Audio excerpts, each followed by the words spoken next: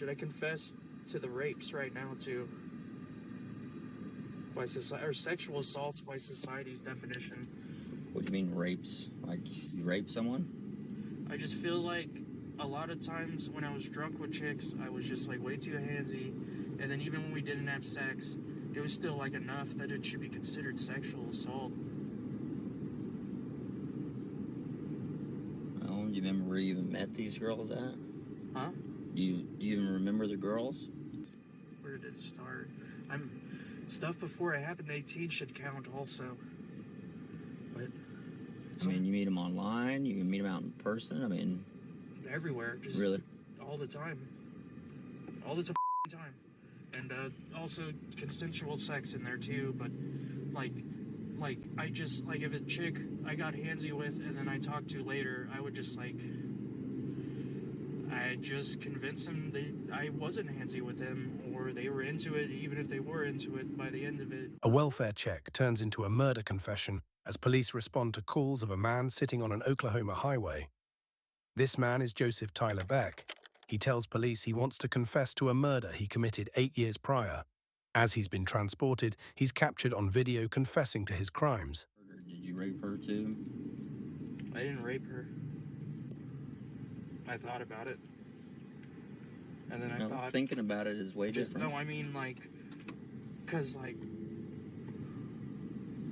Right before the murder, while I was choking her, I just thought, I need to let her go or she's not going to be able to breathe. And if I do that, she'll live.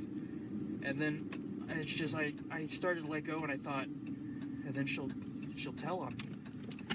She'll tell on me for this. And then I choked her unconscious. And then while she was unconscious, I put my knee on her throat. And I waited at about 60 seconds. And then when she was dead, I just thought, why did I do that to someone I very much loved and enjoyed as a person and liked and very much respected? And did that to that family. But I would never hurt a police officer.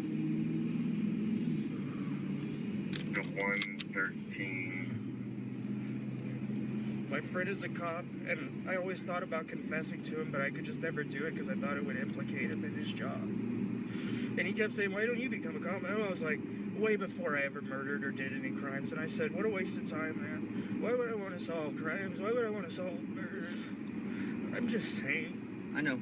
You also mentioned that you asked for a public defender, right? Yeah, so what I'm gonna do is I'm gonna respect that request. Okay, sir. And let's talk about something different. Do you have any brothers and sisters? I would rather not talk about my family. I'm sorry, sir.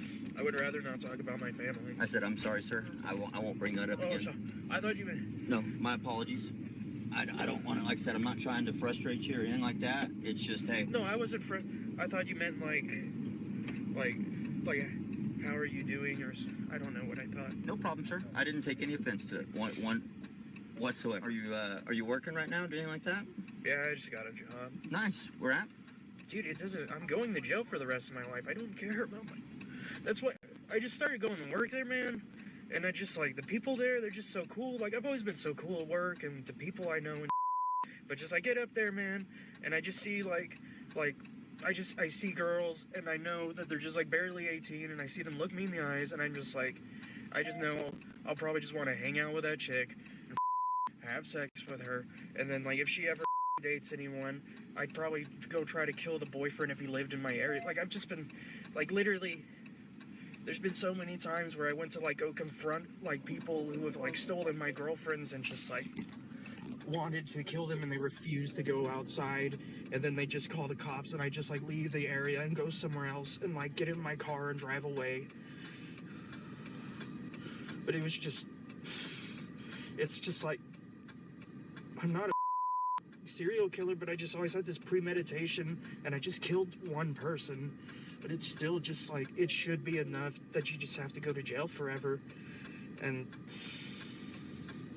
I'm not trying to upset police officers or anything, or act like, oh, I should have been, but it's just, I don't know. It's just like, I don't want someone along the way here to try to get in my head that I'm redeeming or worth saving. Because I'm not.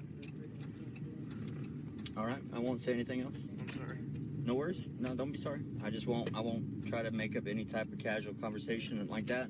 Okay, And I'm we'll. sorry. No, don't be sorry. I'm just trying to respect you and your wishes, sir. That's about it. You know what I'm saying? I don't know what's wrong with me, man. Oh God, I can't stop talking. Why did I ever choose to do anything bad? I'm sorry, sir. Why did I ever choose to do anything bad?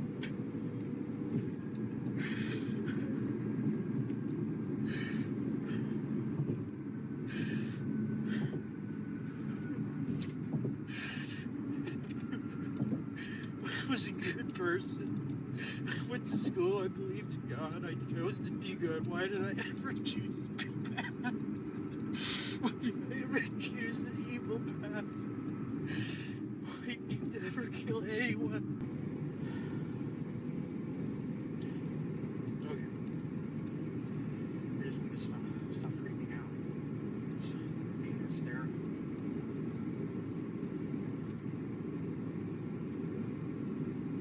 It's not a bad thing to be hysterical. Sometimes it kind of makes you feel better. I've learned that.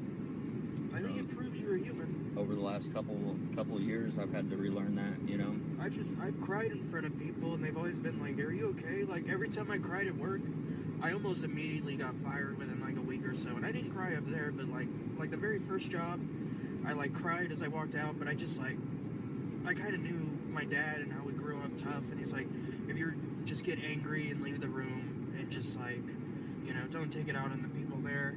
And just, I was just a very angry person growing up, but I just thought, as long as you're good, you can be angry. And, There's nothing wrong with being angry. It's you just having to be able to control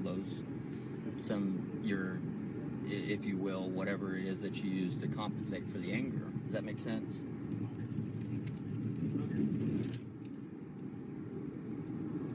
That means you still feel emotion when you feel anger. There's nothing wrong with feeling anger. It's just how you harness it and then how you release it. Right? You gotta be able to have a fine balance between you go there. to jail to have it that your family will not communicate with you while there. Yeah. Okay. Because Yeah. I'm an adult. I'm 28. Yeah, so. you have that right. Of course you do. Yeah, you don't have to. Oh wait, I waive my right to an attorney is what I'm supposed to say, right? That's the real thing. I mean, is that correct? I can't. You can't give me legal advice. Yeah, that's Especially the thing. with a case this sensitive. I don't even know about the case, honestly, sir. So that's why I'm just saying, hey, I'm just here, kind of just driving up here because someone wants to talk to you. Okay. Yeah, I'm kind of a third party. Should I not tell you about it, or is it just like it doesn't matter? That's completely up to you, sir. I'm like I said, I'm just here, just riding. So Okay. speak freely, however you'd like to. This is a free world, obviously. You know. I guess that was always true.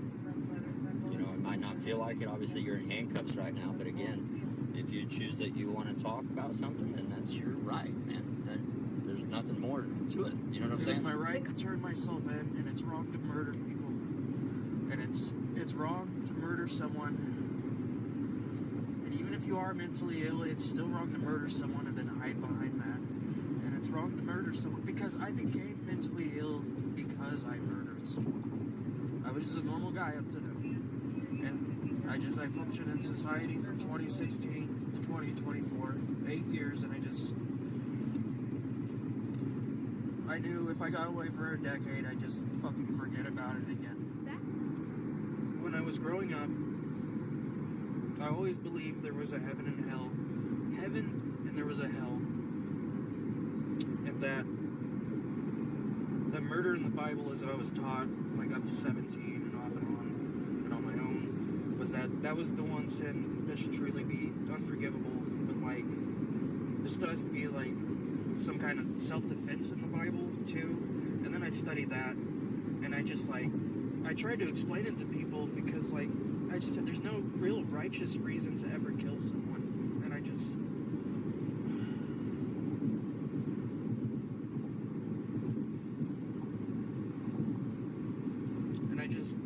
And I feel like when I became an atheist at 18, it's just like when I kind of abandoned my true moral compass. Like what made you spur off and kill her? I mean, that's more of my curiosity, like something that had to happen, you know what I mean? We were just both drunk, and then we were just like fooling around, and then I kept getting handsy, and then like she was like rubbing her against my roommate. Like we had a series of weird encounters, but then we're like I was drunk, and she was like just like sober, but like getting drunk, and then like smoking weed, and like, but that doesn't mean she deserved it. Like she was more or less sober. Like how would you just? So yeah, you know what I mean? Like I did study homicide, and it always pissed me off. Like the Zodiac killer got away, and so just like in that moment.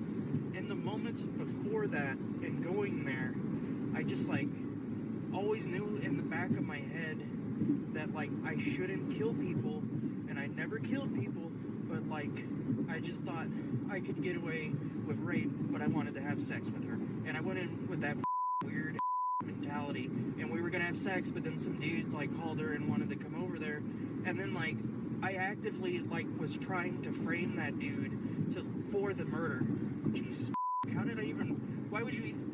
I can't believe I would repress something like that. That's so. And I didn't even really know him. I stole her phone and I stole her laptop.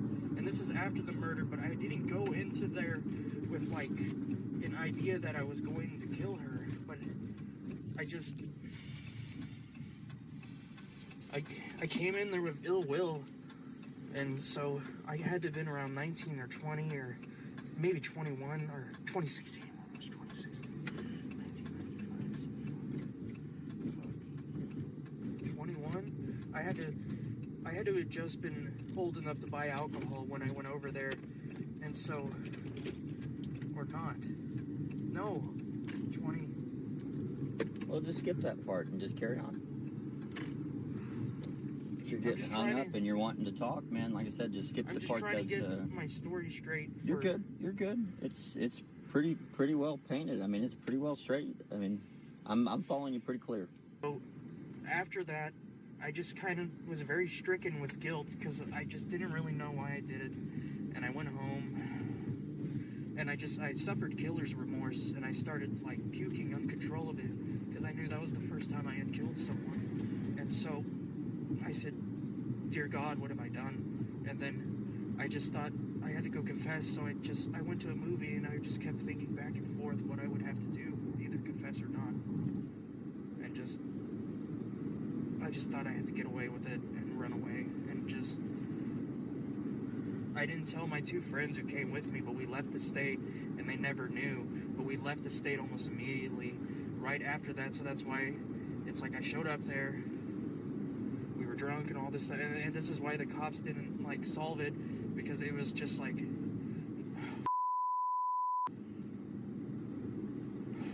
it was like, okay, I'll say that I think it would technically almost be a crime of passion, but I would not want it prosecuted. It would just be in her. Oh, I thought you said there was two other guys with you. I'm sorry, I misheard you then. You and your friends left the state. That's what you mentioned, so I figured. Oh, they didn't know. I'm telling you, dude, I was a very good liar up to that point, and so like, fucking goddamn it. So when you remember your friends, what their names were? One of them's dead, and one of them's not in the state, but they both did not know, and one of my friends killed himself, and his name was Red Potter, and then my other friend, but holy.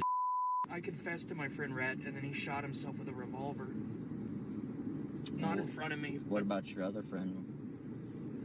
Not Rhett, the other one. I never told him. Do you remember his name? I don't want to say it. Fair enough, dude. Don't say it. But both of them, when we left the state, both of them didn't know what I did, but like, Christ,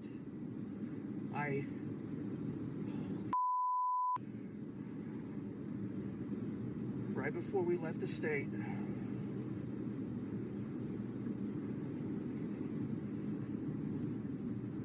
I didn't tell either of them, but I thought about it, and I just thought it just with them, and like they just tell me to turn me in or tell me, and so we were going going to Texas, and the whole way I was just puking and smoking cigarettes, and I just couldn't figure out what the was wrong with me, why I felt bad, so bad for killing someone that I loved. Because at the point I was beginning to leave, I just kept thinking, like, I just gotta get away, and then when I get down there, I'll kill myself, and then that means it wasn't my fault.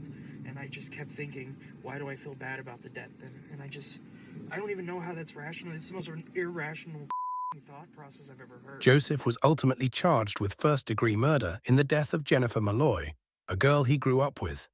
His confession came as a shock to the family of Jennifer. According to her sister, Beck had started reaching out to her in hopes of making plans to get together in the months after her sister's death. He continued trying up until last month, but luckily she never responded. He is now currently locked up in the Oklahoma Detention Center.